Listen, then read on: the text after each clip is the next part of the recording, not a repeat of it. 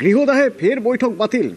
এবার তৃণমূল কাউন্সিলরদের নিয়ে যে বৈঠক, আজ যে বৈঠকটার কথা ছিল সেই বৈঠক বাতিল। তৃণমূল ভবনে এই বৈঠক হওয়ার কথা ছিল, কিন্তু কেন বাতিল অফিসিয়ালি কি জানানো হচ্ছে? আবির রয়েছে আমার সঙ্গে। আবির, দেখো, গত 31শে মে মমতা বন্দ্যোপাধ্যায়ের ডাকা বৈঠকে তৃণমূলের প্রায় 60 জনের বেশি যারা বিধায়ক তারা গড়হাজির ছিলেন।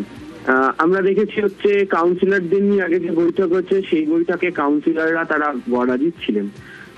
আজকে কথা ছিল যে ইন্ডিয়া জোটের যে বৈঠক সেই বৈঠকে যোগ দিতে যাওয়ার আগে তৃণমূল ভবনে মমতা বন্দ্যোপাধ্যায় বৈঠক করবেন। তার কারণ কলকাতা পুরসভা নিয়ে তৃণমূল কংগ্রেস কি সিদ্ধান্ত নেবে সেখানে তারা আলোচনা করবেন।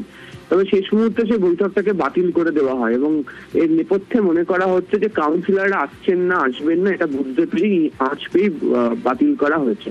প্রথমত হচ্ছে যে অনেকেই জানো যে কাউন্সিলররা দলের সঙ্গে তারা দূরত্ব বজায় রাখছেন, তারা যোগাযোগই করছেন না। দ্বিতীয়ত অনেকেই তাদের পদ, কেউ মেয়র পরিষদ, কেউ বড় চেয়ারম্যানের পদ ছাড়তে শুরু করে দিয়েছেন।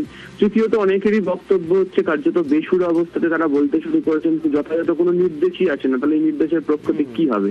ফলে যে জল্পনা তৈরি হচ্ছিল যে এই বৈঠকে আসলে উপস্থিতি কেউ হতে চাইবেন না, সেটাই হয়তো আগাম আঁচ করতে পারে তৃণমূল এবং সে কারণেই হচ্ছে এই বৈঠকটিকে বাতিল করে দেওয়া হয়। ধন্যবাদ।